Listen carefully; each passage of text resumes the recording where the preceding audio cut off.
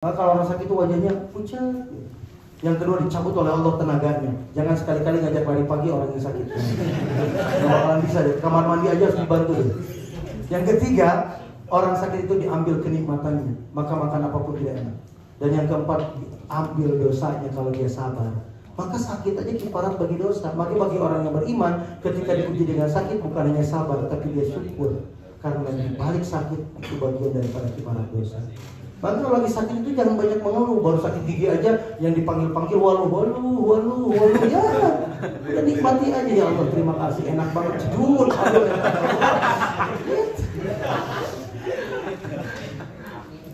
Tapi kalau dia sembuh, dibalikin lagi, cahayanya dibalikin lagi, tenaganya dibalikin lagi, rasa nikmatnya dibalikin lagi. Maka ada istilah kalau orang Sunda, kalau habis sakit makannya banyak disebut apa? Mamayu. Mamayu. Kalau orang makannya banyak, suka ditanya, lu kapan sakitnya makannya banyak? Ditanya dulu, sakitnya iraha gitu, baru. Nah, yang keempat, dosanya tidak dikembali. Paham ya? Jadi banyak makan itu dosa, bukan berarti nggak boleh makan, tapi makan aja dalam ajaran Islam ada aturan. Itu penyakit hati tuh. Karena banyak orang yang diurusinnya hanya masalah makanan saja. Dalam pikirannya hanya makanan saja. Yang kedua, satu banyak makan, dua banyak omong. Pang banyaknya dosa pagi ini Ustaz Adang ya. Kita tadi ngomong ya. Maksudnya bukan berarti tidak boleh ngomong, tapi bicaralah sesuatu yang berfaedah. Kalau tidak, lebih baik Asumtu hikmatun wa qalilun fa'iluh. Diam itu banyak hikmahnya tapi sedikit yang melakukannya. Tapi kalau untuk kebaikan, memilih untuk tidak diam bisa menjadi emas buat orang lain. Paham ya? Jadi yang ada faedahnya, ini mah debat, kata debat. Kunaon belut tebuluan. Udah atuh jadi itu anaknya henteu atuh. Kata ribut gara-gara naon? Belut tebuluan ada faedahnya tidak? Ada faedahnya enggak? Ada. Pas ngumpul bau itu. Kamu hitutnya, itu ribut kata pas saya gara-gara naon? Itu padahal menikmati, ya Allah, bau kira ya Allah. Alhamdulillah bau berarti hidung saya masih normal ya Allah. Coba lamun batur bau, urang teu bau sosorangan kumaha? Ih bau ibu, nah saya mah teu bau. Bau gimana?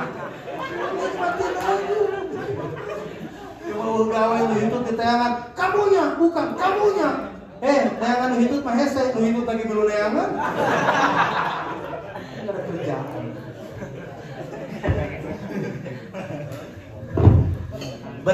Bukan berarti tidak boleh ngomong, tapi ngomong yang ada apalagi ngomongin batur.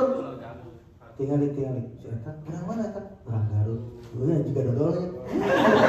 Itu puguh-puguhnya ruang jelema jeung dodol kan gak ada kerjaan. Kalau yang dilihat, maka gini, orang itu tergantung cara pandang. Kalau dia melihat sesuatu yang dilihat positifnya, maka dia akan mendapatkan hal-hal yang positif. Tapi kalau dia memandang sesuatu dengan cara pandang negatif, yang dia dapat itu negatif. Contoh, kalian lihat saya. Kalau kalian melihat saya dengan ainus sukti, dengan cara pandang yang tidak baik, maka kalian akan menemukan banyak hal-hal yang tidak baik dari diri saya. Tapi kalau kalian melihatnya dari sudut pandang yang baik, kalian akan mendapatkan ratusan ribuan bahkan jutaan kebaikan. Maka manusia itu tergantung dari cara pandangnya. Dan cara pandang seseorang itu akan berpengaruh terhadap perasaannya. Bunga mawar indah, mekar, merekah, tapi tangkainya penuh dengan duri. Maka tergantung orang memandangnya bahagia dan tidak. Datang orang, bunga sehalus-halus, tangkainya kenapa berduri? Itu ciri-ciri orang senang, ciri orang tidak senang. Datang lagi, berduri tangkainya tapi bunganya benih indah. Orang yang gimana itu? Senang tidak senang? Objeknya sama? Cara pandangnya? Perasaannya? Nah maka kalau kalian pengen bahagia dalam segala sesuatu, milikilah cara pandang yang positif terhadap sesuatu. Nah jadi yang pertama tadi banyak, dua, ketiganya mudah marah. Ada yang mudah marah di sini? Itu sekolahnya sospol. Sesoromat dan popolotot. Sotik ngambek, hayo ngambek. Ada yang gitu ada nggak? Itu penyakit hati, maka hati-hati. Dan sabda Rasul apa? Awalul ghadabi jununun wa akhiruhu nadamun. Awal dari kemarahan adalah kegilaan dan akhirnya adalah penyesalan. Awal ghadabi jununun wa akhiruhu nadamun. Awal dari kemarahan adalah kegilaan, akhirnya adalah penyesal. Tinggali nu ngaramak jika nu gelo teh. Jika nu gelo nu ngaramak. Orang yang marah itu kawas boneka, lihat anak kecil mainin boneka, bonekanya ngelawan tidak? Tidak. Orang marah itu kenapa boneka nggak ngelawan? Karena dia tidak bisa ngurusin dirinya. Orang marah itu nggak bisa ngurus dirinya. Dia tidak bisa mengurus ucapannya, dia tidak bisa mengurus perilakunya. Kata suaminya, dasar kamu istri setan kamu. Oh, berarti yang setan siapa? Kamu ke adik kamu, dasar kamu mah adik jurik. Oh, berarti juriknya salah? Lanjut. Jadi kita nggak bisa ngontrol orang marah itu. Akhirnya apa? Nyesel aja. Ada yang berantem suami istri. Kata suaminya, kurang ajar kamu. Akhirnya diambil piring, lempar. Istrinya nggak terima. Kurang ajar. Emangnya kamu doang yang bisa lempar? Diambil gelas, lempar. 3 losin habis itu. Wah, kesel suaminya. Udah habis tuh piring, habis gelas. Dia angkat tuh lemari es, diangkat nggak kuat, ditaruh lagi. Yang satu ngambil HP dilempar, pas hancur. Aduh, masih 3 bulan cicilan. Nyesel apa enggak? Jadi tidak boleh mudah marah. Maka ada namanya angry management. Angry management itu bagaimana memanage marah. Marah itu bisa dimanage. Maka dalam ajaran Islam kalau kita lagi marah, lagi duduk, berdirilah. Kalau lagi berdiri, duduklah. Masih marah, berwudulah. Masih marah, sholatlah. Masih marah, baca Quran. Masih marah, podaran. Apa namanya? Mati itu nafsunya. Ya, walaupun memang susah, tapi secara bertahap terus. Ya. Nah, 1 banyak makan, 2 banyak omong, 3-nya mudah marah, 4 hasad. Apa itu hasad? SMS. Senang melihat orang susah. Susah melihat orang. Wah, ini temennya datang-datang pakai baju baru. Baju baru. Tahu kredit itu. Sehari goceng, sehari goceng. Dia bilang gitu. Kenapa? Karena iri. Padahal iri Anda tidak mau. Oh, hasad aja. Pas pulang, orang yang pakai baju baru itu tergesa-gesa pulangnya, nyangkut tuh di pagar bajunya, berewek, robek. Kata dia, yes. Senang melihat orang, susah melihat orang. Ada nggak kayak gitu? Ada. Jangan. Rugi, habis ibadah sholat kita, habis ibadah puasa kita, habis ibadah yang lainnya karena ada hasad. Karena hasad yakulul hasanat kama takulun narul hatab, membakar kebaikan kita seperti api membakar kayu. Banyak lah, nggak bakalan sampai 10 kelamaan ya. Nah, itu namanya penyakit hati. Jadi bersihkan hati, jadi menjaga hati agar tidak sakit itu, bersihkan hati dari dosa dengan banyak istighfar, bersihkan hati dari penyakit hati, diantaranya yang 4 tadi, banyak makan, banyak omong, mudah marah, hasad, ujub riya, takabur dan lain sebagainya. Nah, bagaimana caranya membersihkannya? Perbanyak istighfar. Yang kedua, perbanyak zikir. La ilaha illallah subhanallah walhamdulillah wa la ilaha illallah wallahu akbar subhanallah walhamdulillah wa la ilaha illallah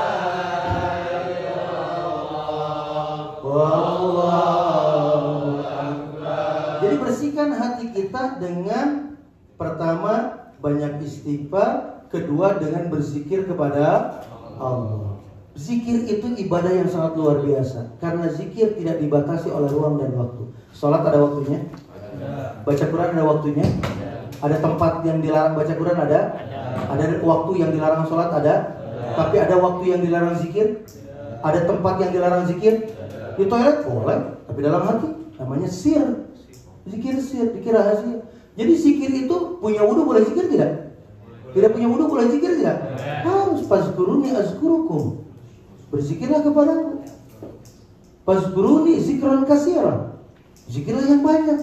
Orang yang zikir itu tenang hatinya. Alladzina amanu wa tatma'innu qulubuhum bi dzikrillah. Ala bi dzikrillah tatma'innul qulub. Orang yang iman dan merasa tenang hatinya karena zikir kepada Allah. Hanya dengan berzikir kepada Allah maka hati kita akan tenang. Satu, tadi apa? Perbanyak istighfar. Dua, yang ketiga, bergaul dengan orang soleh. Bergaul dengan orang soleh. Nih, perhatikan, kalian teman-teman santri semua. Kenapa penting pesantren? Karena orang itu ada bakat, ada minat. Bakat itu given, bawaan. Kalau minat itu keadaan, kondisi. Kalian malas ibadah, tapi teman-teman kalian ibadah semua. Lama-lama kalian akan punya minat untuk melaksanakan ibadah. Saya gaul dengan orang yang suka main gitar. Saya nggak bisa main gitar karena tiap hari ketemu dengan orang yang main gitar, maka nggak mau lama-lama saya punya minat untuk belajar main gitar. Penting pesantren. Maka kalau kalian keluar dari pesantren, dengan siapa kalian bergaul, seperti itulah kalian. Paham? Maka dalam mahfuzat itu dijelaskan, anil mar'i la tas'al wabsar an qarina fa innal qarina bil maqarini yaqtadi. Kalau kalian pengen mengetahui seseorang, jangan ditanya kamu ini orangnya seperti apa, nggak usah. Was'al an qarina, tanya temannya, lihat temannya. Fa innal qarina bil muqarini yaqtadi. Karena seorang teman kepada teman yang lainnya itu saling mempengaruhi. Orangnya baik, su'ul khuluq, orangnya baik, maka yang baik akan tertular. Orangnya buruk, keburukannya akan tertular. Su'ul khuluqi yu'di, akhlak budi pekerti yang buruk itu menular. Maka dengan siapa kalian bergaul? Ini penting. Karena seperti itulah kalian. Kalian pengen rajin ke masjid, ada gaul di luar, ujung orang yang rajin main slot. Kumaha kira-kira ke masjid atau main slot? Kia betul itu main game. Kia. Allahu Akbar, kia terus. Lebih kan seru HP kayak kia betul. Hati-hati. Kalau dulu orang senang main gaple. Pas sholat panjang sabulah, Allahu Akbar. Kenapa kia mana? Ini orang kia ayo main HP. Lagi sholat kia. Ayo tuang, sampai nggak bisa makan. Kenapa? Refleksinya udah rusak. Kian, ayo. Panona kikian, ayo. Ya Allah, ya Rahman, ya Rahim. Sedih ya Allah. Jangan sampai deh terjadinya. Nauzubillahimin. Nah jadi di sini ya, dengan siapa kalian berkawan, maka bergaulah dengan orang-orang yang soleh. Maka ini circle ini penting. Circle ini penting. Ya, jaga circle kalian. Keluar kalian. Kan saya di Tasik itu sukalah ada ibu-ibu yang suka hijrah-hijrah begitu, kajian dan lain sebagainya. Maka saya bilang kalau kita mau hijrah, pertama yang dirubah itu circle. Dia pengen rajin ke masjid, tapi gaul dengan orang yang rajin ke mall. Nyampainya kemana kira-kira? Pas mau ke mall, berat hujan. Tenang, ada Grab. Langsung mobil datang, naik Grab, nyampe ke mall. Subhanallah, Alhamdulillah. Grab itu memang solusi. Kalau ke mall mah solusi. Pas ada ke masjid, berat hujan. Jadi enggak. Ayo Pak Ustadz, ibu ayo ngaji. Aduh, kunaon Pak Ustadz kalah tadi. Jadi akhirnya dia pesan Grab. Nyampe ke masjid. Berharap 20.000. Rugi. Jadi Grab itu kalau ke mall solusi. Kalau ke masjid rugi. Jangan kayak begitu ya. Nah, jadi bergaul dengan orang. Yang berapa? Beristighfar, berzikir, bergaul dengan. Yang keempat, rajin ke majelis ilmu, rajin ke majelis zikir. Rajin ke majelis ilmu, kajian, ada majelis zikir, ikuti. Itu cara membersihkan hati ya, dari penyakit hati. Tazkiyatun nafsi ini namanya. Jadi tazkiyah itu membersihkan hati dari kotoran, dari dosa, dari penyakit hati. Namanya dibersihkan. Tazkiyah itu membersihkan. Caranya perbanyak istighfar karena yang kotori hati itu dosa. Yang kedua, banyak zikir karena banyak penyakit hati yang harus dibuang. Yang ketiga, bergaul dengan orang-orang. Yang keempat, rajin ke majelis ilmu, rajin ke majelis zikir. Yang kelima, bagaimana? Dekat dengan ulama, jadikan ulama sebagai pembimbing, hidup tahta tarbiyatil ulama. Kenapa harus terbimbing? Agama Islam adalah agama bimbingan. Allah tidak hanya sebatas menurunkan Al-Quran, tapi Allah turunkan contoh yang menjalankan Al-Quran, yang salah satu fungsi dan tugasnya adalah menjadi contoh, menjadi pembimbing. Siapa? Rasul. Kita nggak sejaman dengan Rasul. Ada para pewarisnya. Siapa? Al-ulama warasatul anbiya. Maka yang Terakhir yang kelima, kalian harus dekat dengan ulama, kalian harus punya pembimbing ulama. Sederhananya, kalian harus punya guru dalam menjalankan ibadah. Kalian harus punya pembimbing dalam menjalankan ibadah. Paham tuh? Singapura tuh jauh di Tasik, Singapura. Paham ya? Nah, jadi itu namanya tazkiyah, bersih. Lalu ini udah lewat sekitar 10 gimana? Nah, sedikit lagi lah. Lalu bagaimana ketika hati sudah dibersihkan? Jangan dibiarkan. Nanti kotorannya datang lagi. Namanya tazkiyah. Setelah tazkiyah, maka lakukan tasfiyah. Tazkiyatun nafsi. Yang kedua, tasfiyatul qalbi. Setelah hatinya dibersihkan, maka langkah selanjutnya adalah mendandani hati. Dandani hati kita dengan apa? Al-ittisaf bisifatil uluhiyah, dengan mensifati hati kita dengan sifat-sifat Allah atau sifat-sifat terpuji. Jadi kalau sudah bersih jangan dibiarkan. Ya. Kalau ini coba, ini ruangan, kan kalian tidak pernah masuk sengaja mau kotoran, ya. Tapi kalian membersihkan ruangan itu setiap hari tidak? Membersihkannya setiap hari atau tidak? Setiap hari. Karena kenapa? Kotoran itu ada yang disengaja, ada yang tidak disengaja, betul? Nah, dosa juga ada yang sengaja, tidak sengaja. Maka yang harus dilakukan apa? Jaga hati kita. Jaga apa? Jaga hati. Menjaga hati. Menjaga hati itu hifdzul qalbi. Caranya tazkiyah, membersihkan hati dari dosa dan penyakit hati dengan 5 cara. Yang selanjutnya setelah bersih jangan dibiarkan, tapi dandani. Perempuan kalau mau keluar suka pakai bedak tidak? Pakai nggak? Tapi sebelum bangun tidur langsung dibedak atau dibersihin dulu? Nah, tazkiyah dulu, kotorannya dulu. Misalkan perempuan mau keluar, malu dia, yang biasa pakai dandanan, dia dandan dulu atau dibersihkan dulu? Dibersihkan dulu. Nah, tazkiyah namanya dibersihkan. Setelah bersih, dibiarin? Jangan. Kalau mau diperindah, silakan diperindah lagi. Namanya itu menghiasi, dihias. Jadi jangan langsung dihias, tapi dibersihkan dulu. Karena perhiasan itu tidak akan berguna. Contoh, pakai bedak, ada cileh nempel kayak di dia. Tahu cileh? Kecil gele. Wah, kan enggak disatuin sama bedak kan tidak bagus. Nah, maka bersihkan. Setelah bersih, dandani, hiasi. Yang pertama, hiasi hati kita dengan taubat. Apa? Taubat. Taubat itu apa? Taubat itu ar-ruju' ay al-inabah ilallah, kembali kepada Allah karena kita selalu sering melakukan dosa. Bagaimana caranya? Bertobat kepada Allah dengan taubatan nasuha, dengan melengkapi syaratnya. Pertama, iktiraf, akui dosa. Yang kedua, an-nadamah, penyesalan. Yang ketiga, al-iqla', menjauhkan diri dari perilaku dosa yang kita tobati. Dan yang keempat, watbi sayyi'atal hasanah, mengganti dan mengikuti keburukan dihilangkan, diganti dengan kebaikan. Namanya taubat. Yang kedua, khauf. Apa itu khauf? Takut. Kalian punya rasa takut? Takut karena apa? Yang mahal, yang murah? Takut kalian takut mahal, takut murah? Orang tidak bahagia itu salah satu faktornya takut. Takut itu terhadap sesuatu yang belum terjadi.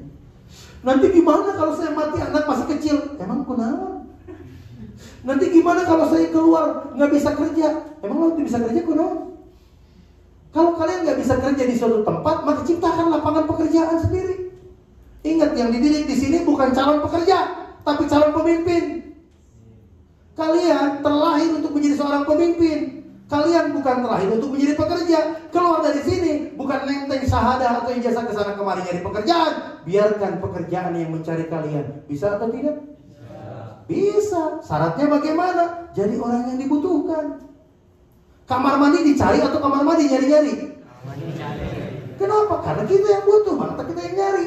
Kalau kalian pengen jadi orang yang tidak mencari pekerjaan, jadilah kalian orang yang dicari. Tapi bukan karena kesalahan, tapi karena potensi dan kelebihan. Ini mau ditayangan ke polisi gitu. Maka dalam sebuah mafuzat itu gini, kun kazzahabi walatakun kazzubabi. Jadilah kalian seperti emas, jangan jadi seperti lalat. Ayat emas tadi depan kan ada kocok sedikit. Emas jatuh ke sana banyak kotoran diambil atau tidak? Kenapa? Kenapa emas diambil? Berharga, bernilai. Kalau kalian berharga dan bernilai, jangankan kalian di kota, di gunung pun orang mencari kalian. Ada Nurdin dari Tasik juga, walaupun belum menjadi emas, setengah berani masuk karena sudah bisa disuruh ke sini, datang ke sini. Kenapa? Karena ada nilai. Karena Sayyidina Ali mengatakan, sohibul mal huwa yakhrusu maluhu. Orang yang punya harta hanya akan menjaga hartanya. Wa sohibul ilmi al ilmu yakhrusuhu. Tapi orang yang punya ilmu, nanti ilmu yang akan menjaga dirinya. Jadilah orang-orang alim, jadilah orang-orang yang berilmu. Kemanapun kalian pergi, kalau kalian berilmu, kalian yang akan dijaga oleh ilmu. Jangan jadi orang hanya sebatas memiliki harta. Kamu jalan-jalan bawa duit 10 juta, tenang tidak? Tenang tidak? Tenang atau udah jajan di mana bisa. Tapi kan sih leungit, hayu dikekeuweuk. Tahu, sini dikekeuweuk. Gini nih nggak boleh orang lain. Maka kun kazahab, wala takun kazubab, jangan jadi kayak lalat. Tahu lalat? Lagi makan kue bolu ditaruh lalat nempel, dimakan lagi nggak? Dimakan ya sampai lapar gitu. Enggak, ini lagi minum air teh. Lagi lalat masuk ke dalamnya. Padahal kan dalam hadisnya boleh tinggal cemplungin aja lalu buang. Tapi kan orang gila, betul tidak? Dibuang tidak? Itu lalat. Lalat itu indah sepertinya kelihatannya. Daripada tawon itu masih indahan lalat. Tapi tawon yang menjijikan, tapi karena bersih, bernilai, ada madu yang bernilai harganya, maka dicari dan dikejar. Tapi lalat, dihindari oleh semua orang. Jangan kalian jadi orang seperti lalat, gaya, kasep, malempereng hidung. Ngalempereng hidung mana? Wah, kemana-mana gagal. Tapi kamu tidak diminati. Kadia, jadi bukan problem solving. Kalau troublemaker kamu ada. Kalau itu masalah kan dia mah, orang mah si eta mah masalah we hidupnya. Datang teh kamu, Tuhan si eta naon? Problem maker si eta, troublemaking gitu. Ada nggak kayak gitu? Jangan ya. Paham ya? Jadi boleh orang punya rasa takut boleh? Oh, harus. Takut itu pengerem. Tapi takutnya yang mahal. Takut mati tidak bawa iman Islam. Takut mati su'ul khotimah. Takut punya ilmu tapi tidak bisa mengamalkan. Takut tidak bisa jadi orang yang paling terbaik, yaitu orang yang bisa memberikan kemanfaatan buat orang lain. Ingat, kalian dicetak di sini selama 1 tahun bukan untuk menjadi pekerja, tapi kalian dicetak untuk menjadi seorang pemimpin. Seorang pemimpin itu cirinya apa? Dia selalu menjadi teladan, contoh. Mungkin kalian nanti jatuh-jatuhnya kerja, mungkin kalian bukan jadi direktur, tapi kalian tetap menjadi pemimpin. Pemimpin yang sesungguhnya bukan yang menduduki struktur tertinggi, tapi dia orang yang mampu mempengaruhi. Pengaruh apa? Pengaruh baik. Karena teknik kepemimpinan, dalam teknik kepemimpinan leadership adalah, kepemimpinan adalah bagaimana kita bisa mempengaruhi orang lain sehingga orang lain bisa mengerjakan apa yang kita inginkan. Paham? Kalau kalian pengen bisa membuat orang nurut dan patuh sama kalian, maka kalian jadi orang yang dibutuhkan oleh orang lain. Kalau kalian tidak dibutuhkan oleh orang lain, maka kalian akan mengikut dan mengikor kepada orang lain. Lagi kelas 3 di Gontor, saya berhenti sakit. Pas sakit, dulu mah masih ada bisa sekolah. Saya daftar sekolah kelas 3 catur bulan, ketiga dulu mah catur bulan. Ada tugas bikin khutbah Jumat, desa kelas bisa. Ada yang nulis kan dari pesantren, alhamdulillah. Wah, akhirnya saya buat, teman saya antri semua. Gampang panggilkan, tolong buat, gampang. Saya belum minum, gampang. Pemulihkan minuman. Lapar, cireng balap, cireng dia betul. Dibikin. Wah, nulis saya tuh. Setelah pegel, pencetan. Nurut semua satu kelas. Karena apa dia nurut? Karena ada yang dibutuhkan. Maka kalau kamu tidak dibutuhkan, orang nggak nurut sama kamu. Kamu begini, hari manis. Pengaruh kan hidup saya.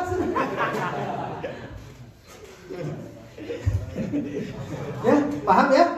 Jadi orang yang dibutuhkan. Itu masih banyak kita kumaha. Yang selanjutnya, juhud. Tahu juhud nggak?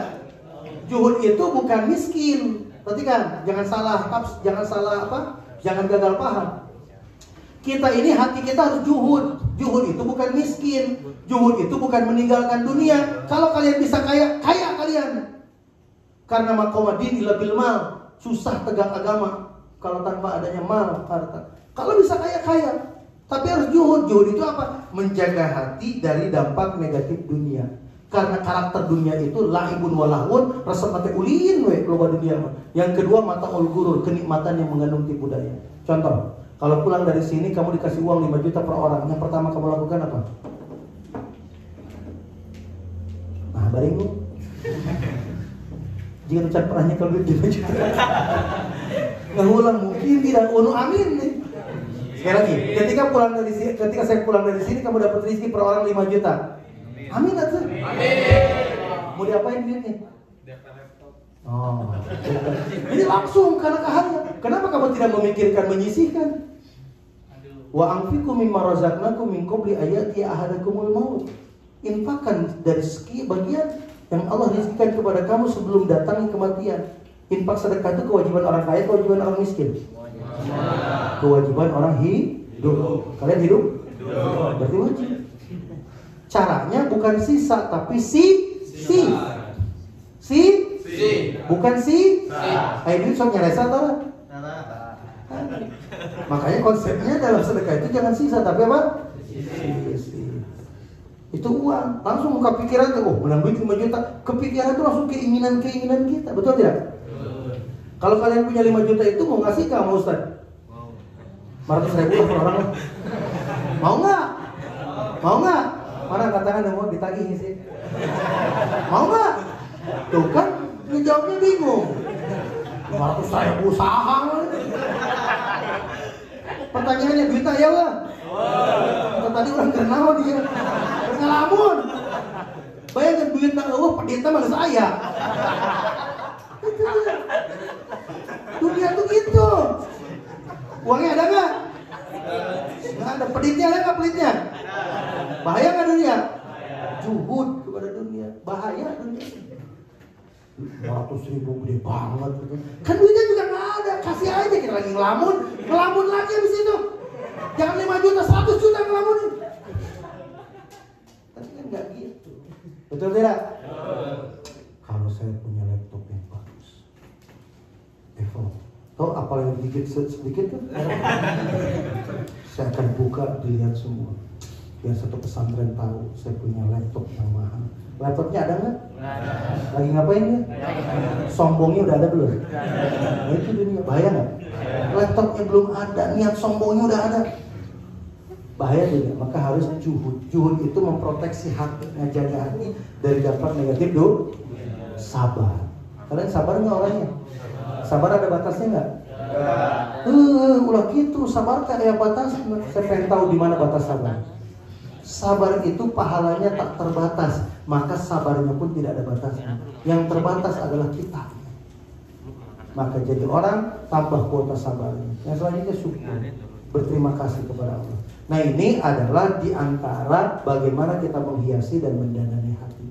Kalau hati sudah dihiasi setelah didandani, maka insya Allah kita akan bisa menikmati ketika kita menjalankan ibadah karena tubuh kita, karena kalbu kita sehat. Ini yang disebut dengan kondisi hati yang ketiga yang disebut dengan qalbun salim, hati yang selamat. Jadi saya simpulkan, perhatikan kesimpulannya. Perilaku manusia sangat bergantung dari kondisi hati. Hati yang mati, jangankan ibadah, jangankan istiqomah, menjalankan ibadah aja tidak mau. Dan dia tidak merasa dosa ketika meninggalkan ibadah. Kalau hatinya mati, maka hidupkan hatinya. Yang kedua, kalaupun marid, hatinya sakit, dia masih mau ibadah, tapi malas ibadahnya. Maka ada dua hal yang membuat hati manusia sakit. Yang pertama dosa, yang kedua adalah penyakit hati. Maka bersihkan, namanya tazkiyatun nafsi. Pertama perbanyak istighfar, yang kedua perbanyak zikir, yang ketiga rajin ke majelis ilmu dan majelis zikir, yang keempat bergaul dengan orang, yang kelima dekat dengan ulama, jadikan ulama sebagai pembimbing dalam kehidupan kita. Setelah bersih hati kita dan dandani hati kita dengan sifat-sifat terpuji ini, maka insya Allah kita akan menjadi pribadi yang berkarakter baik. Dan kalau kalian menjadi pribadi yang baik, menjadi pribadi yang soleh, menjadi pribadi yang soleha, maka kalian menjadi orang yang mahal. Kenapa? Ma min syai'in fil mizani asqalu min husnil khuluq. Tidak ada apapun yang lebih berat dalam sebuah timbangan yang melebihi beratnya timbangan akhlak dan budi pekerti yang baik. Kullu syai'in idza kasura rahusu ilal adab segala sesuatu kalau banyak itu murah kecuali adab dan budi pekerti akhlak. Dan adab budi pekerti akhlak seseorang sangat bergantung dari kondisi hatinya. Maka lakukanlah dua proses, tazkiyatun nafsi wa tasfiyatul qalbi, membersihkan hati dan menghiasi atau mendandani hati. Paham itu? Tepuk tangan untuk kita semua. Itu saja materinya. Sekarang kita punya waktu untuk bertanya. Saya kalau ditanya senang, karena semakin banyak pertanyaan maka semakin bisa mengelaborasi materi yang disampaikan. Terima kasih. Silakan kalau yang ditanyakan. Baik, Masya Allah, ini ya sangat menarik nih Ustaz ya. Dan ini menjadi penguat untuk bagaimana kita bisa punya akhlak atau karakter yang bagus ya. Tadi Ustaz sudah menyampaikan. Mungkin Ustaz boleh cerita juga nih tentang Thariqah Idrisiyah ya, Ustaz. Barangkali dari santri tertarik ya barangkali. Sedikit. Kalian harus tahu agama kita ini ada namanya rukun agama. Rukun itu apa? Tiangnya. Bangunan ini tegak karena ada tiang-tiang, kan? Karena ada pondasi di bawah, lalu ada pilar-pilarnya. Nah, agama kita itu ada 3 pilar atau ada 3 rukun. Yang pertama tauhid, yang kedua fikih, yang ketiga adalah tasawuf. Tauhid ini nama ilmu formulasi dari iman. Kalau zaman Rasul itu belum ada tauhid, fikih dan tasawuf. Zaman Rasul itu yang ada adalah iman, Islam, dan ihsan. Pada akhir abad kedua, di awal abad ketiga, para ulama ada yang fokus terhadap tauhid, maka muncul ilmu terhadap iman, maka muncul ilmu yang mempelajarinya disebut dengan ilmu tauhid. Ada ulama yang konsen terhadap Islam, aturan-aturan Allah dari mulai ibadah dan sebagainya, maka ilmunya disebut dengan ilmu fikih. Dan yang ketiga ada orang yang konsen terhadap apa? Qalbu, yang objek kajiannya adalah af'alul qulub, pergerakan hati manusia, baik dan buruk itu. Nah, yang saya sampaikan ini bagian daripada ilmu tasawuf, ilmu yang konsen terhadap hati dan pergerakannya.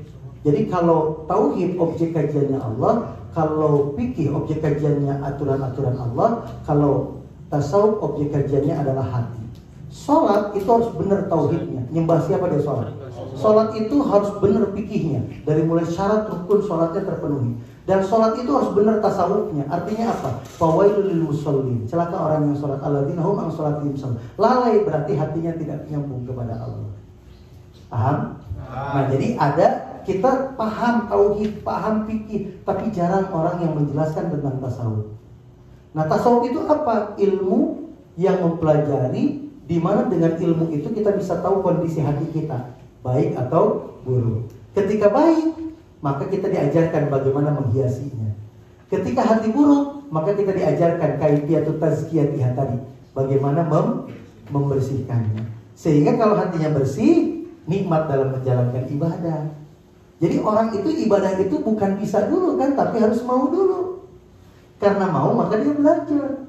Akhirnya dia bisa menikmati. Karena dia menjaga hatinya. Sholat itu kenapa tadi nikmatnya sholat itu? Bukan ketika sholat tapi setelahnya. Karena hatinya tidak dijaga. Karena hatinya berpenyakit. Karena hatinya banyak dosa. Nah, ilmu yang mempelajari itu namanya ilmu tasawuf. Paham? Dalam tauhid ada firqah-firqah, kelompok-kelompok. Ada Mu'tazilah, ada Asy'ariyah, ada Maturidiyah. Paham? Dalam fikih ada mazhab-mazhab. Di Indonesia yang paling terkenal ada berapa? 4. Ada Hanafiyah, ada Malikiyah, ada Syafi'iyah, ada Hambali. Nah, dalam tasawuf ada Thariqah, ada Qadiriyah, ada Naksabandiyah, ada Sanusiyah, ada Idrisiyah. Thariqah dalam ilmu tasawuf seperti mazhab dalam ilmu fikih. Dengan belajar fikih menggunakan mazhab, jadi mudah mempelajari, memahami dan mengamalkannya karena rujukannya jelas. Dengan berthariqah, maka akan menjadi mudah mempelajari, memahami dan menjalankan ilmu tasawuf. Kenapa? Karena dalam fikih jelas mazhab rujukannya. Kalau thariqah jelas, kita thariqahnya misalkan Sanusiyah, Idrisiyah, jelas. Dan ada siapa dalam thariqah itu? Ada pembimbingnya. Pembimbing dalam thariqah disebut mursyid. Jadi belajar agamanya tidak sendirian. Karena kalau belajar sendirian akhirnya nilai sendiri. Tapi kalau belajar terbimbing, jadi tahu, oh saya tuh rajin ibadah, ahli ibadah. Padahal ketemu sama guru, kamu belum jadi ahli ibadah karena kamu belum ikhlas. Diingatkan sama guru, orang yang expert dalam ilmu tasawuf, namanya mursyid. Maka dalam thariqah itu ada 4 komponen, ada mursyid pembimbing, ada murid yang dibimbing, ada ajaran, ya, dan ada talqin, serta baiat talqin adalah registrasi seseorang siap untuk dibimbing. Paham? Itu thariqah. Penting kita bertasawuf harus, karena tasawuf itu merupakan salah satu rukun dari rukun agama yang 3, iman, Islam, ihsan, atau tauhid, fikih, dan tasawuf. Penting tidak? Penting. Berthariqah harus. Kalau pengen mudah belajar tasawuf, maka caranya adalah dengan berthariqah. Supaya kita mudah dalam belajar ilmu fikih, maka dengan bermazhab. Thariqah banyak? Banyak. Mursyid banyak? Setiap thariqah ada mursyidnya. Lalu siapa yang harus kita cari? Gampang. Rasulullah mengajarkan, lihat, ketika kamu ketemu ulama, ketika melihatnya ingat kepada Allah. Ketika kamu melihat perilakunya ingat kepada hari akhirat. Ketika mendengar ucapannya bertambah ilmu kamu, maka itu adalah ulama. Jadi ulama yang benar adalah, yaitu ulama yang satu, menunjukkan aib dan kekurangan dirimu. Yang kedua, yang menunjukkanmu kepada Allah Subhanahu wa taala. Ma yusiruka ilallah wa yu'arrifu bi uyubi nafsik, yaitu orang yang membawamu sampai kepada Allah dan orang yang menunjukkan aib dan kekurangan dirimu. Paham? Nah, ini luar biasa nih ya. Di Indonesia juga banyak saja. Banyak. Thariqah tadi ada Qadariyah, Naqsabandiyah. Di Tasik sendiri kan ada Abah Hanom ya, Suryalaya. Nah ini kalau misalkan tadi tuh dalam sepanjang hayat berarti ya, kita betul, tetap harus punya guru atau mursyid yang senantiasa bisa membimbing kita. Jadi walaupun misalkan kalian sudah lulus dari petik, yang namanya jadi santri itu selamanya tuh, entah gurunya nanti siapa, mursyid ya harus dicari ya saja. Betul. Nah kemudian ini tadi saya mau nanya juga, kalau misalkan kita ibadah nih, terus tadi diskusi sejenak itu waktu sebelum mulai ya, zikir yang terbaik itu baca Quran. Tadi Ustaz bilang baca Quran. Tapi kenapa masih banyak kita atau orang ketika setelah dia baca Quran tuh kayak nggak pengaruh terhadap dirinya gitu. Entah itu dia akhlaknya, entah itu mungkin tadi bukan yang ketenangan didapat, termasuk tadi sholat gitu ya. Ada salah di mana gitu. Oke. Gini, Imam Al-Ghazali kalau nggak salah pernah ditanya sama muridnya, kenapa ya kalau saya di majelis ilmu, wah iya benar, alhamdulillah ya Allah, saya pengen berubah, gitu kan? Ya. Tapi pas keluar, pas bubar, back to habit, kembali kepada habitatnya. Nah Imam Al-Ghazali nyontohin, lagi duduk begini, datang anjing. Ini anjing kok banyak banget datang. Dia ambil batu, dia lempar, gaib, lari anjing. Beberapa saat datang lagi anjingnya tuh, kok datang lagi, lempar lagi. Maka Imam Al-Ghazali bilang, jangan lempar anjingnya, tapi kenapa anjing itu datang lagi? Ternyata di sekitarnya banyak tulang. Tulang itu makanan apa? Anjing. Jadi selama anjing itu dilempari oleh kita, kalau makanannya ada di sekitar kita, maka apa yang terjadi? Akan datang lagi. Kita ngaji, membersihkan hati, kajian, baca Quran dan lain sebagainya. Tapi kotoran-kotoran hati kita tadi, ujub, riya, takabur masih ada. Jadi itu habit. Makanya di sini pentingnya tasawuf untuk melakukan proses tazkiyah wa tasfiyah, menjaga hati supaya hatinya bersih. Kalau hatinya kotor, dia datang deh, malas lagi. Berubahnya hanya sebentar. Maka bukan lempar anjingnya, tapi buang makanannya. Paham? Maka bukan hanya sebatas melempar si ini, tapi ini jaga hatinya. Nah, maka pentingnya tasawuf, ya, proses tazkiyah wa tasfiyah itu dilakukan setiap waktu, setiap saat. Gitu. Karena berbuat dosanya aja tiap hari, masa istighfarnya sekali-kali? Di pondok kalian istighfar, keluar pondok gak istighfar, ya dosa lagi. Ya penyakit hati lagi, datang lagi. Gitu saja. Oke, baik. Selanjutnya mungkin ada pertanyaan. Silakan. Ini sebelum kalian yang belum kesempatan. Boleh. Ada amalan di Tarekat Idrisiyah, Ustaz. Apa saja nih? Gini. Kemudian mungkin dampak terhadap pribadi dan juga terhadap perkembangan masyarakat atau pemberdayaan. Nah, di Idrisiyah bagi setiap murid yang sudah bertalkin, artinya bertalkin itu siap dirinya dibimbing oleh mursyid, oleh guru kami Syekh Akbar Muhammad Fathur Rahman yang tadi tuh fotonya tuh. Nah, ini beliau ya. Nah, sekarang lagi umrah, tadi baru berangkat. Nah, kalau kita sudah bertalkin, siap dibimbing, maka setiap murid ada kewajiban amal yaumiyah. Apa amal yaumiyahnya? Satu, wajib membaca Quran minimal 1 juz sehari semalam. Yang kedua, punya kewajiban beristighfar minimal 100 kali. Yang ketiga, punya kewajiban baca la ilaha illallah ditambah dengan maksus Muhammad Rasulullah fi kulli lamhatin wa nafasin adada mawasil ilmullah 300 kali. Yang keempat, membaca sholawat. Bebas sholawatnya apa, tapi kalau di kita sering membaca sholawat ummi. Allahumma sholli ala sayyidina Muhammadin nabiyil ummi wa ala alihi wasallam. Dan yang kelima adalah membaca ya hayyu ya qayyum 1000 kali. Setiap kelipatan 100 ditambah ya hayyu ya qayyum bi rahmatika astaghfir. Nah, itu dilakukan setiap hari, setiap saat. Itu yang diijazahkan dan diwajibkan bagi setiap murid oleh guru kami. Setiap waktu, sehingga terbimbing. Ketika amalia zikirnya itu dilakukan, maka akan terbimbing. Jadi ada amal yaumiyah. Penjaga hati itu ya dengan apa? Amal yaumiyah. Selain ibadah-ibadah yang memang disyariatkan, sholat, puasa, zakat dan lain sebagainya, ada amaliyah tadi. Baca Quran kan kewajiban. Gitu. Gitu, Ustaz. Nah, itu pengaruhnya, Ustaz. Nah, lalu pengaruhnya bagaimana? Satu, setiap orang yang berzikir akan mendapatkan ketenangan. Orang tenang itu bukan tidak punya masalah, tapi orang yang tenang ketika punya masalah jadi bijak dalam menyikapinya. Nah, orang yang hatinya tenang, terbimbing dengan berzikir dan lain sebagainya, yang pertama akan mendapatkan ketenangan. Orang tenang itu tidak mesti harus banyak duit, nggak punya duit pun dia tenang. Kalau ukuran ketenangan adalah banyak duit, yang paling tenang di ruangan ini siapa kira-kira? Yang paling banyak duit kelihatan siapa? Tapi kan masalahnya ketenangan bukan masalah urusan duit. Ketenangan adalah qalbu, dan bahagia itu kan ketika kita tenang. Ini yang pertama, yang pasti kita akan mendapatkan ketenangan. Orang yang tenang, ya, dia akan bisa menghadapi segala apapun yang Allah takdirkan kepada dirinya. Dari ketenangan batin itu akan melahirkan ridho.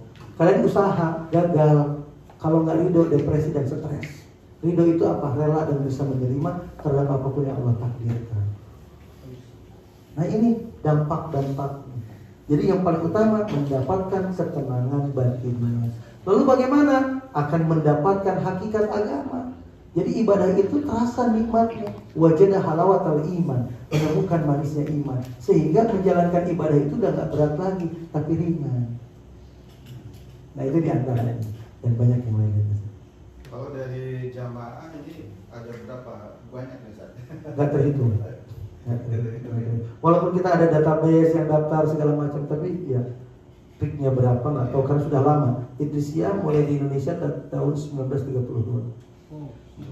32. Udah mau 100 tahun. Yang pertama membawa, ada profil nggak deh? Ada kita secara profil. Oke, sambil menunggu silakan. Sambil disiapkan pertanyaan dari kalian, silakan yang ingin bertanya. Silakan, bebas. Sambil bertanya. Siapa yang mau tanya? Boleh. Ya. 1, 2, 3, ya boleh. Satu dari belakang dulu. Izin bertanya, Ustaz. Mantap.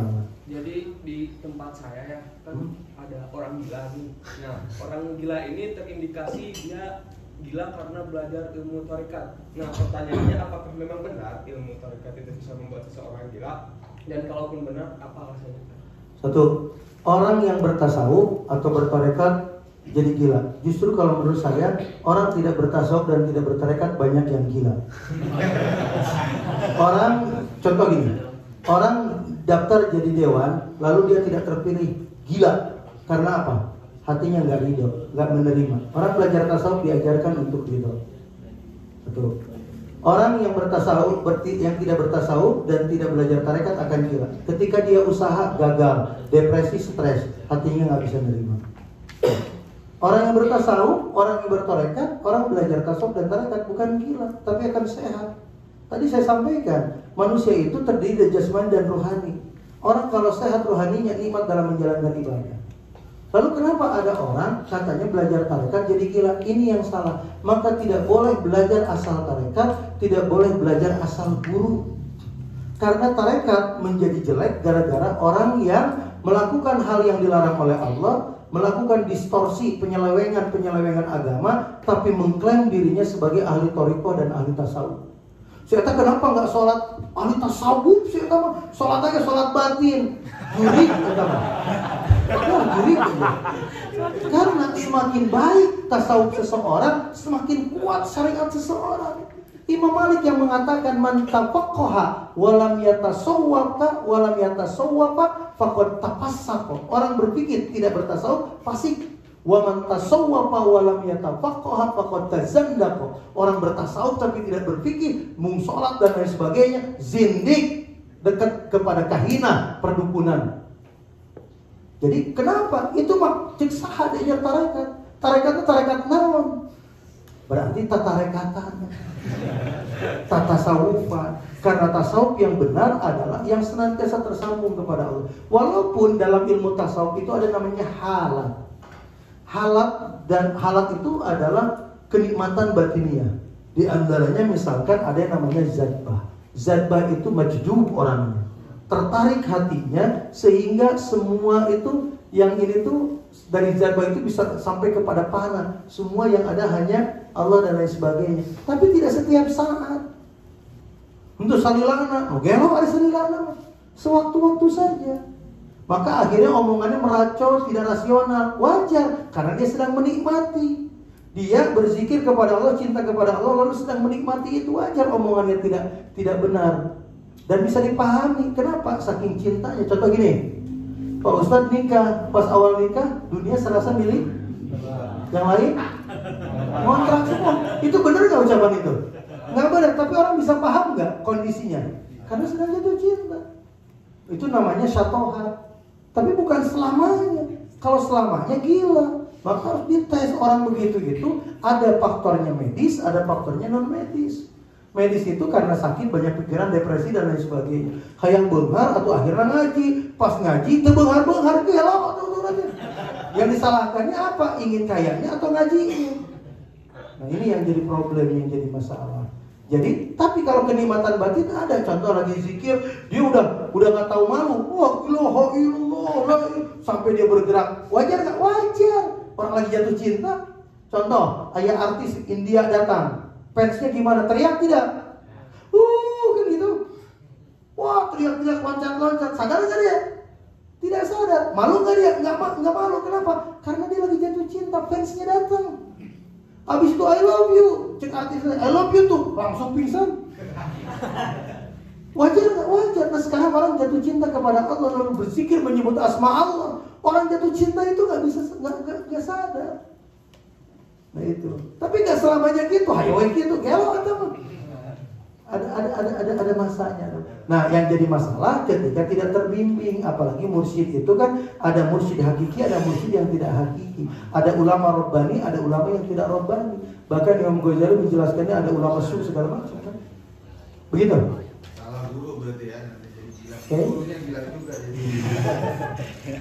Ada lagi? Ada lagi silakan. Tadi. Yumi. Ya. Bapak. Boleh. Apa saja yang menjadi fokus utama dalam tasydid nafsi sebagai proses membentuk pribadi yang bermoral dan berakhlak mulia? Satu, mengidentifikasi penyakit hati atau yang menyebabkan kotoran hati. Di antaranya tadi dosa dan penyakit hati. Lalu fokus selanjutnya bagaimana? Membersihkannya dengan 5 tadi. Nah fokusnya di sana.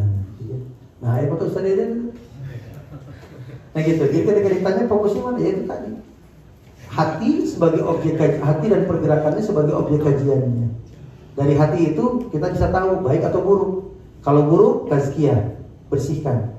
Kalau baik, hiasi. Itu. Ada lagi? Silakan, bangga. Coba. Izin bertanya, Ustaz. Boleh. Bismillah. Kan tadi salah satu yang membuat hati menjadi mati itu adalah dosa ya, Ustaz. Banyak dosa. Apa? Salah satu yang membuat hati mati itu tadi antaranya dosa gitu, banyak dosa. Ya, buat hati sakit. Nah. Lalu dengan dosa ini dibersihkan dengan cara bertobat gitu, Ustaz. Yes. Nah, lalu bagaimana kita tahu tobat seseorang itu diterima oleh Allah gitu? Bagaimana cara supaya kita tahu tobat kita itu diterima oleh Allah? Orang yang tobat diterima, dia taubatan nasuha. Ada perubahan sikap dan perilaku dalam dirinya. Dirinya menjadi lebih baik lagi. Kalau dirinya tidak lalu menjadi lebih baik, maka ciri berarti belum.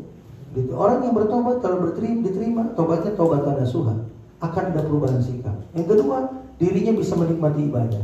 Yang ketiga, dirinya semakin bermanfaat buat orang lain. Jadi, satu, ada perubahan sikap perilaku. Yang kedua, apa tadi? Dirinya semakin menikmati ibadah. Dan yang ketiga, dirinya semakin bermanfaat buat orang lain. Bentuk? Silakan. Terus, izin bertanya, jika ada orang yang marah nih, marah, terus sudah berhenti marahnya, sudah istighfar, tapi hati ini masih panas, masih kayak ada rasa untuk bergejolak, itu gimana Ustaz biar?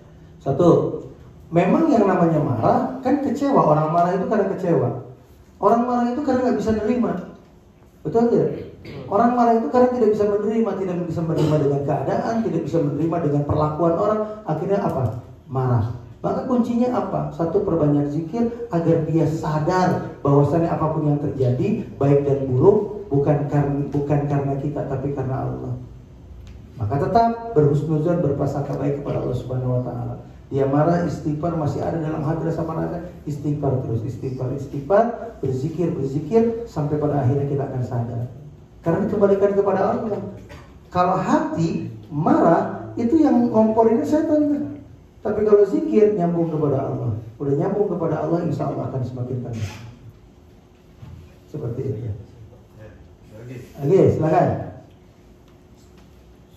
Sebelum ke pertanyaan, silakan saya dulu. Suaranya ada?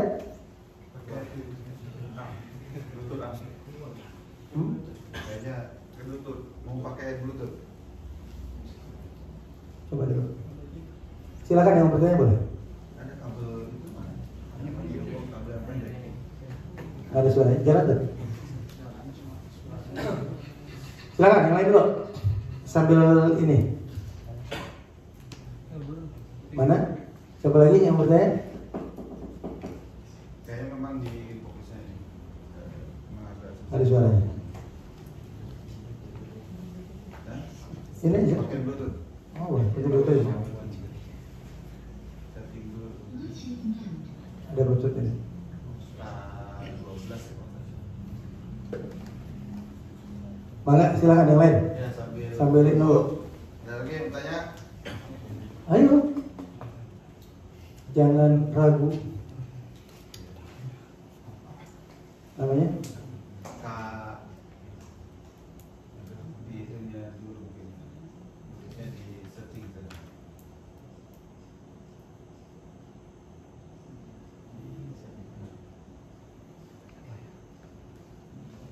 Belum keluar. Belum. Silakan. Yang lain dulu, tanya dulu. Bluetooth. Ya.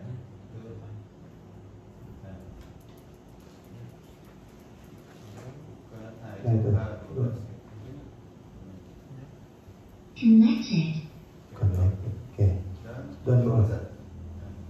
Oke.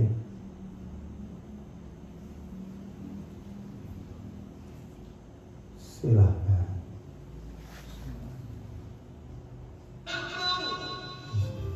Barang siapa diberi petunjuk oleh Allah, Nah, ini pesantren kita. yang layak mendapat petunjuk. Kami menunggu kehadiran kalian untuk silaturahim ke pesantren kita. Maka kau tidak Kalau ada pantas rihlah, kita asik aja. oleh musyrik. Nanti kita ke pesantren, ke Galunggung. Intuisiah adalah Pagi sebuah dan pergerakan dan bimbingan Islam yang bermanhaj tarekat, yang mengintegrasikan kepemimpinan dalam tradisi tarekat dengan prinsip manajemen profesional. Manhaj tarekat ini menitik beratkan kepada 3 dasar ajaran Islam, yaitu tauhid dengan konsep ahlus sunnah wal jamaah, fikih yang bersumber kepada Al-Quran, as-sunnah dan ijtihad al-ulama, tasawuf dengan mengedepankan tasawuf amali yang berorientasi kepada tazkiyah an-nafs, pembersihan jiwa, tasfiyah al-qalb, pembeningan hati, dan tahzib al-akhlak, membangun akhlakul karimah.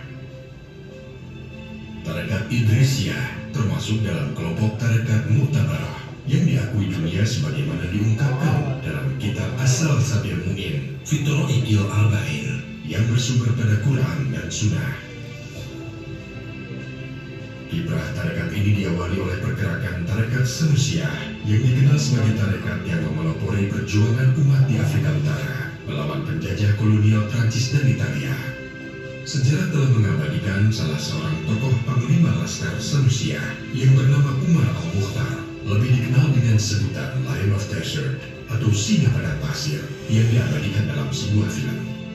Tarekat Sanusiyah dibawa ke Indonesia oleh Syekh Akbar Abdul Fattah melalui rangkaian perjalanan panjang pencarian sosok wali mursyid yang diisyaratkan dalam Al-Quran, Al-Kahfi, ayat 17. Pada akhirnya beliau bertemu dan berguru kepada sosok Syekh Ahmad Syarif As-Sanusi di Jabal Abu Kubais, Mekah, yang merupakan seorang ulama mujahid yang terkenal di Timur Tengah saat itu. Masuknya tarekat Sanusiyah ke Indonesia diwarnai suasana penjajahan kolonial Belanda dan Jepang. Nama tarekat Sanusiyah akhirnya diubah menjadi tarekat Idrisiyah. Alasannya, nama Sanusiyah telah dikenal sebagai tarekat yang gigih dalam melawan penjajah Eropa. Penyandaran nama Idrisiyah ini sekaligus sebagai bentuk tabaruk atau mengambil berkah kepada pendirinya, Syekh Ahmad bin Idris. Dalam hal ini, nama hanyalah sebagai simbol dan tujuan. Di suasana penjajahan tersebut, Syekh Abdul Fattah membentuk Laskar Hizbullah yang seluruh anggotanya terdiri dari murid-muridnya. Laskar ini selanjutnya disebut dengan Kompi Istimewa Kota Agung yang terkenal dengan keberanian dan kepahlawanannya saat itu. Sejak dibawa oleh Syekh Akbar Abdul Fattah pada tahun 1932, tarekat ini sudah mengalami 4 masa kepemimpinan. Saat ini tampuk pimpinan tarekat dipegang oleh Syekh Akbar Muhammad Fatur Rahman. Pusat kegiatan berada di Tasikmalaya dan tersebar di seluruh provinsi di Indonesia hingga luar negeri. Saat ini, kepemimpinan Guru Mursyid Syekh Akbar Muhammad Fatur Rahman sudah memasuki masa 1 dekade. Tarekat Idrisiyah bertekad menyejahterakan umat melalui sistem ekonomi Islam. Pengembangan ekonomi umat menjadi salah satu program utama. Tarekat Idrisiyah memiliki 4 bidang utama: dakwah Islamiyah, pendidikan Islam, ekonomi keumatan, sosial kemasyarakatan. Pertama, bidang dakwah yang mengusung nilai-nilai Islam simpatik atau simpel, praktis, dan komprehensif yang diselenggarakan melalui organisasi Majelis Ketarekatan, Koordinator Zawiyah, dan DKM Masjid Al-Fatah. Kedua, bidang pendidikan mencakup diantaranya pesantren, pesantren remaja, pesantren anak, dan pesantren mahasiswa. Pendidikan prasekolah atau PAUD, pendidikan dasar, pendidikan menengah, dan pendidikan tinggi. Ketiga, ekonomi keumatan atau business corporation, diantaranya Kopontren Fatihah, memiliki berbagai unit usaha dengan merek kini yang mengandung makna pelihara aku dari siksamu, kemurkaanmu. Adapun secara istilah mengandung makna seluruh kegiatan yang dikonsentrasikan untuk meraih kemuliaan hidup dan kehidupan, serta ampunan dan kasih sayang Allah Subhanahu wa Ta'ala. Selain koperasi, juga dibentuk beberapa badan usaha berbentuk perseroan terbatas yang mengelola usaha di bidang properti, publishing, digital production, travel dan umroh, wisata halal, Sufi Training Center, dan konsultan. Keempat, sosial kemasyarakatan, di antaranya melalui Lazis Agnia Care, Sufis organisasi kepemudaan, Khadijiyah organisasi muslimah, LPKS, Lembaga Pembinaan Keluarga Sejahtera, dan LBHI, Lembaga Bantuan Hukum Idrisiyah. Pesan singkat ini hanya ingin menyampaikan bahwa kemandirian dan loyalitas adalah sepasang sayap yang akan menerbangkan Idrisiyah untuk mengukir di langit peradaban menuju Islam yang rahmatan lil alamin. Ya, Itu kehadirannya guys. Jadi nanti kalau misalkan ada acara rikhlah atau apapun boleh nanti kirim. Ya. Kita Ini namanya Riki ya. rezekinya, selalu kita bisa apa namanya bisa terus bersilaturahmi. Silakan, ada yang ditanyakan lagi? Ya, silakan. Kalau sudah tidak ada, kita praktekkan apa yang kita pelajari. Belajar melakukan proses tazkiyatun nafsi. Kita belajar berdoa. Siap semuanya? Baik, para santri sekalian, anak-anakku sekalian, dan para asatid, mari kita sama-sama berdoa kepada Allah, bermunajat meminta kepada Allah. Doa ba'dal qiraah maqbulah. Apalagi kita setelah majelis ilmu, mudah-mudahan dikabulkan oleh Allah Subhanahu wa taala. Tapi sebelumnya saya mau nanya, ada yang punya hajat, punya keinginan ada?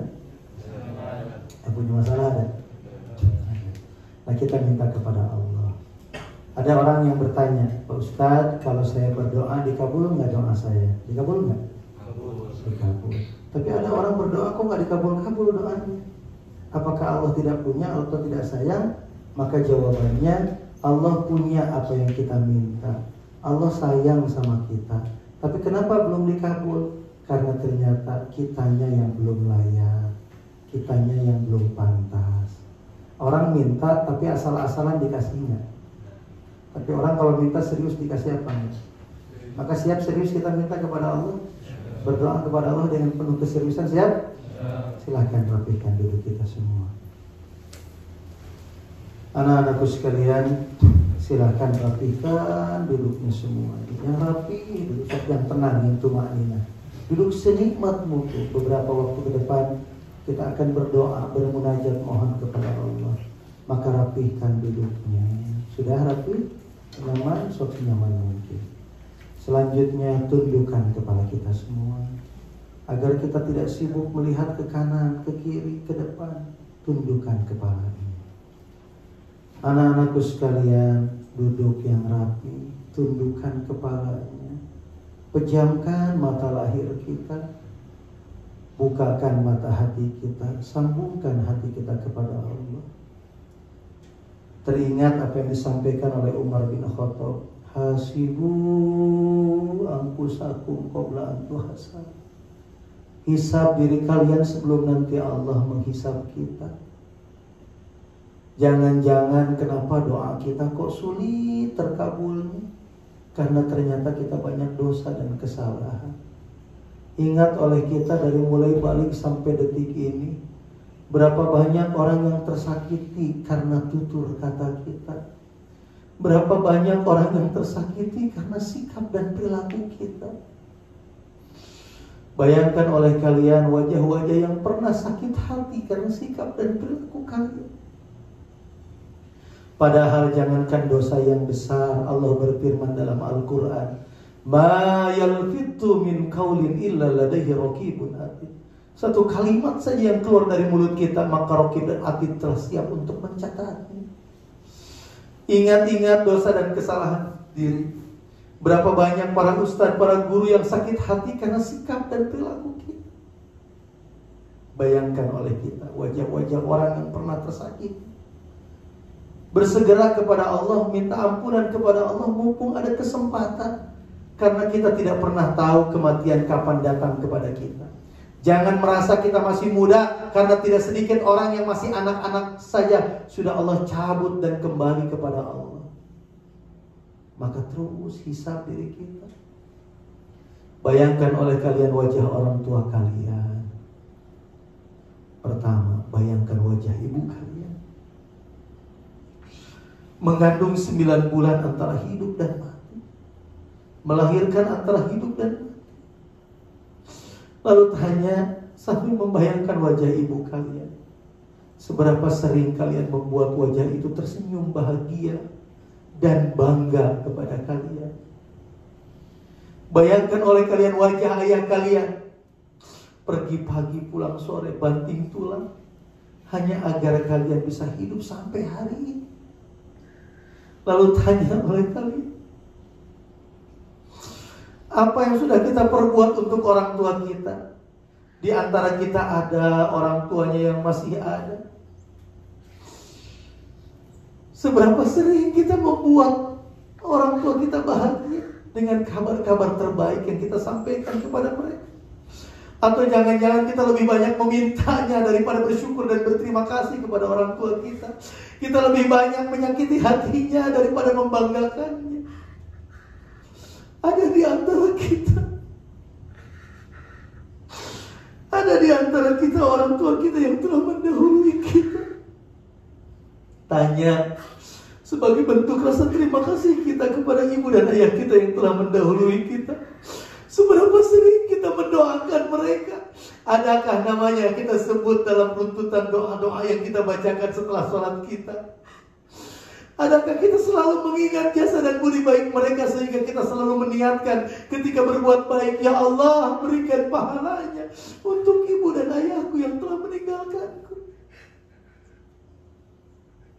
Ingat anak-anakku sekalian, suatu hari kalian akan dewasa, suatu hari kalian akan menjadi orang tua, kalian akan menjadi ayah. Ma fil aba fil abna, apa yang ada dalam diri anak-anak kita, apa yang ada dalam diri anak-anak kalian, itu tergantung apa yang ada dalam diri kalian. Kalau hari ini kalian sering mengecewakan dan menyakiti hati orang tua kalian, maka jangan harap suatu hari nanti kalian punya anak yang akan membanggakan dan membahagiakan kalian. Kalau hari ini kita jarang mendoakan orang tua kita yang telah tiada, maka jangan harap ketika kita meninggal dunia ada anak yang mendoakan kita semua. Maka yuk bertobat, baca istighfar, niatkan semoga Allah ampuni dosa kita. Semoga Allah ampuni dosa kedua orang tua kita. Kapan lagi? Ingat, kematian itu bukan nomor urut, kematian itu nomor cabut. Bisa saja hidupnya duluan saya, tapi meninggalnya duluan kalian. Karena gak pernah ada yang tahu. Yang pasti kullu nafsin dha'iqatul maut. Maka yuk kita istighfar sama-sama, bersihkan hati kita dari dosa dan kesalahan diri. Mumpung masih ada waktu, mumpung masih ada kesempatan, berdoa, berharap, meminta kepada Allah. Baca istighfar sama-sama, akui dosa dan kesalahan diri. Gak usah malu meneteskan air mata, tetesan air mata karena mengingat dosa, takut kepada Allah. Itu adalah tetesan air mata yang mahal. Kita sering meneteskan air mata, tapi bukan karena sedih ingat dosa, tapi karena kita hanya kecewa dan sedih untuk urusan dunia.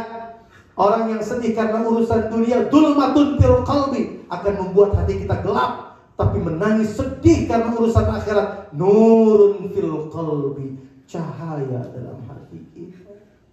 Yuk istighfar, mohon ampun kepada Allah. Baca istighfar dari hati yang paling dalam, akui dosa dan kesalahan diri.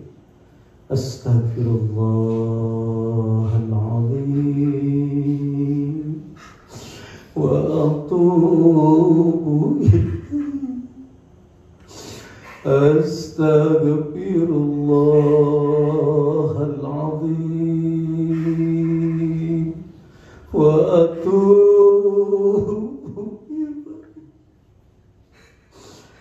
Astaghfirullahaladzim wa atubu ilaih.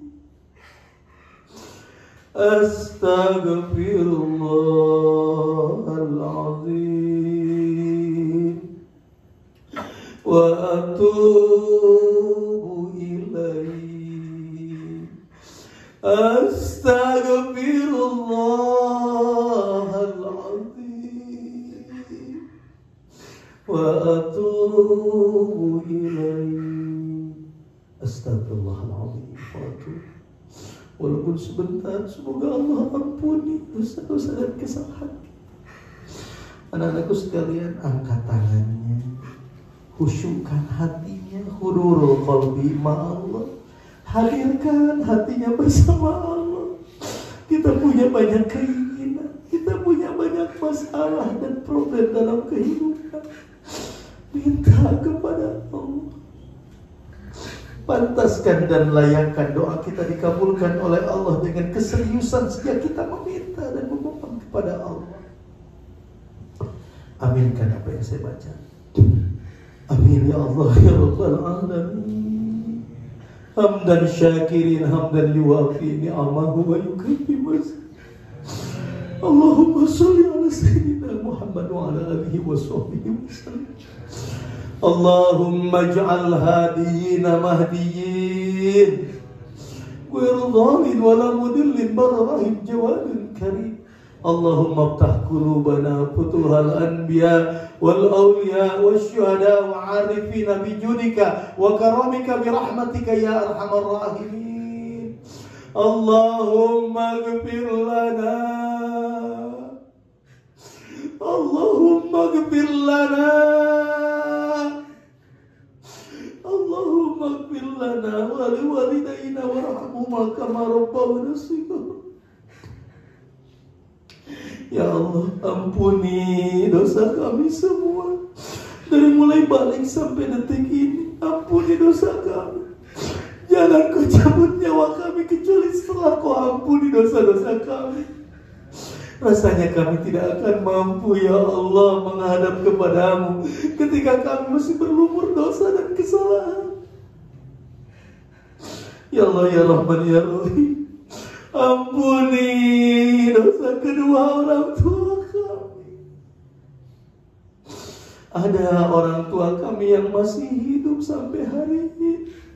Kami mohon ya Allah, orang tua kami yang masih hidup, yang masih ada, panjangkan umurnya, sehatkan badannya, tenangkan pikirannya, ampuni dosa-dosanya, berkahi hidupnya ya Allah. Panjangkan umur ibu dan ayah kami yang masih ada ya Allah. Ada di antara orang tua kami yang telah mendahului kami ya Allah. Kami sudah tidak bisa bersama. Kami hanya bisa menatap wajahnya dari foto, dari gambar yang ada ya Allah. Kami mohon kepadamu ya Allah, orang tua kami yang telah mendahului kami, ampuni dosa-dosanya ya Allah. Terima iman Islam dan ihsan. Jadikan kuburannya teman-teman surgamu ya Allah. Ya Allah ya Rahman ya Rahim, wafatkan kami semua dalam keadaan husnul khatimah. Jauhkan kami dari kematian su'ul khatimah. Ya Allah, jadikan Rabbana hablana minas sholihin, Rabbana hablana min azwajina wa dhurriyyatina qurrata a'yun waj'alna lil muttaqina imama. Ya Allah, jadikan keluarga kami keluarga yang penuh dengan ketenangan, cinta dan kasih sayang, keluarga yang disinari oleh cahaya agama. Ya Allah, jadikanlah anak-anak kami, santri kami, mahasantri kami, putra dan putri kami, putra dan putri yang soleh, yang soleha, yang melanjutkan ruku sujud dan dakwah kami. Ketika kami meninggal dunia, ada mereka ya Allah yang mendoakan kami. Ada mereka ya Allah yang memohonkan ampun atas dosa-dosa kami ya Allah. Limpahkan kepada kami rezeki yang melimpah berkah untuk ibadah. Mudahkan segala urusan-urusan kami ya Allah. Berikan kesehatan kepada kami, saudara, sahabat, anak-anak kami, orang tua kami yang sedang kau uji dengan penyakit, buang penyakitnya. Berikan kesehatan dan kesembuhan ya Allah. Ya Allah ya Rahman ya Rahim, berikan kepada kami kenikmatan, merasakan nikmat dalam menjalankan ibadah, nikmat zikir, nikmat sholat, nikmat zakat, nikmat infak, nikmat puasa, nikmat menjalankan ibadah ya Allah. Berikan kepada kami kemampuan untuk merasakan manisnya iman ya Allah. Berikan keistiqomahan kepada kami, berikan kesabaran kepada kami ya Allah. Di antara kami yang berkumpul pada pagi hari ini, ada yang punya hajat, ada yang punya keinginan. Ikuti hajatina ya Allah, kabulkan setiap hajat dan keinginan serta cita-cita kami dan anak-anak kami ya Allah. Di antara kami ada yang punya problem dan permasalahan, atilana makhraja min mas'alatina. Berikan kami jalan keluar setiap problem dan permasalahan kami ya Allah. Istajib doa ya Allah, kabulkan doa-doa kami ya Allah. Rabbana atina fid dunya hasanah wa fil akhirati hasanah wa qina adzabannar. Subhana rabbika rabbil izzati amma yasifun wa salamun alal mursalin walhamdulillahi rabbil alamin. As'alukal ijabah al-Fatihah.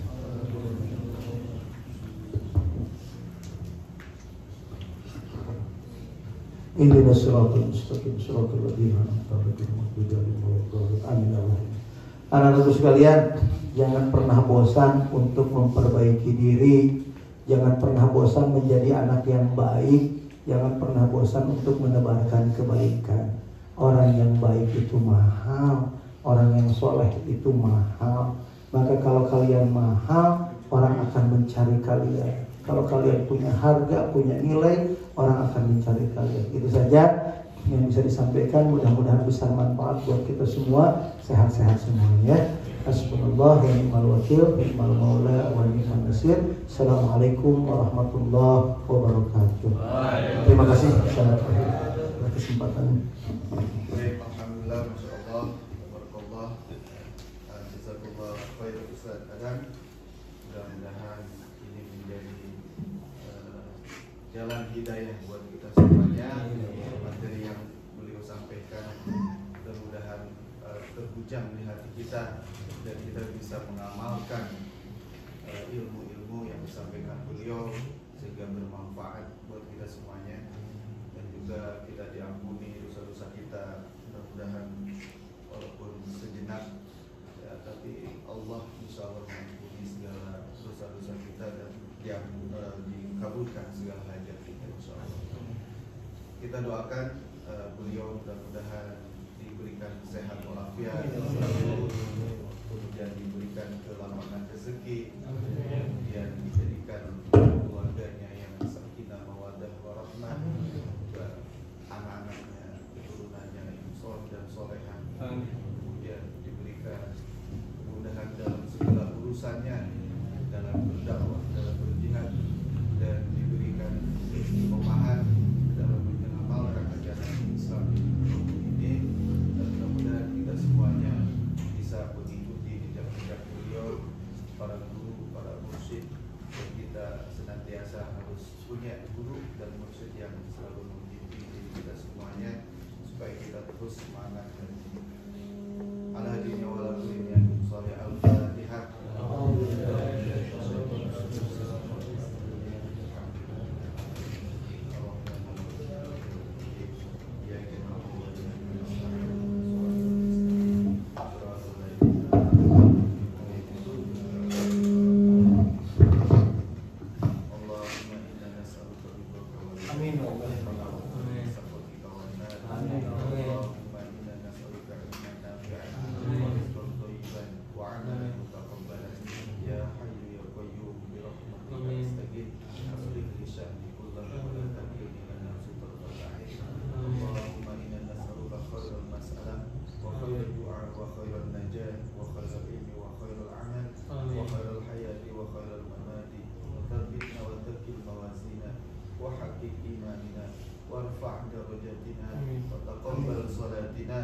واغفر خطيئتنا ونسألك الأولى من الجنة.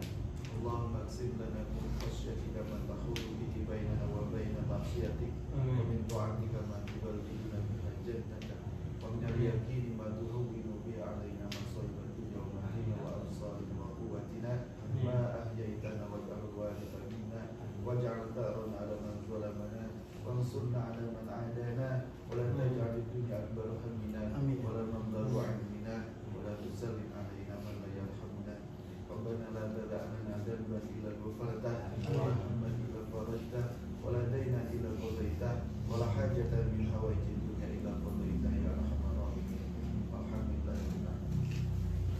Terima kasih Ustaz Adam, masya Allah.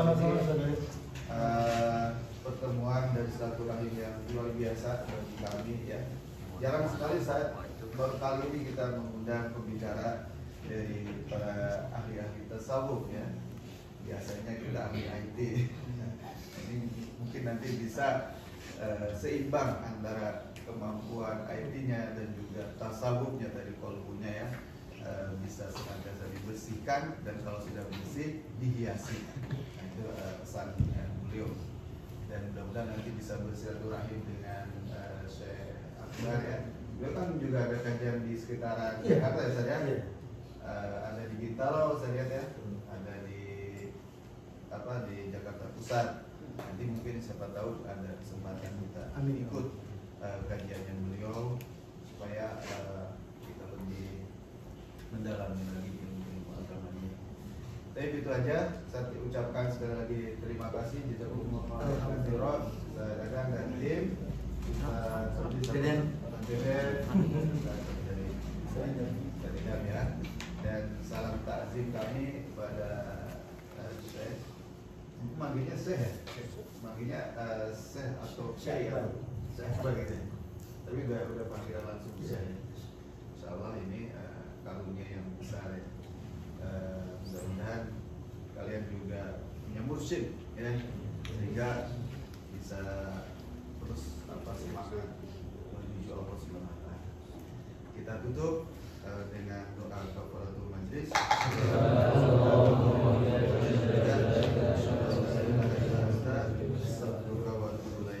Dari saya mohon maaf. Assalamualaikum warahmatullahi wabarakatuh. Alhamdulillah. Terima kasih. Foto bersama dulu kali ya? Ya, boleh. Ini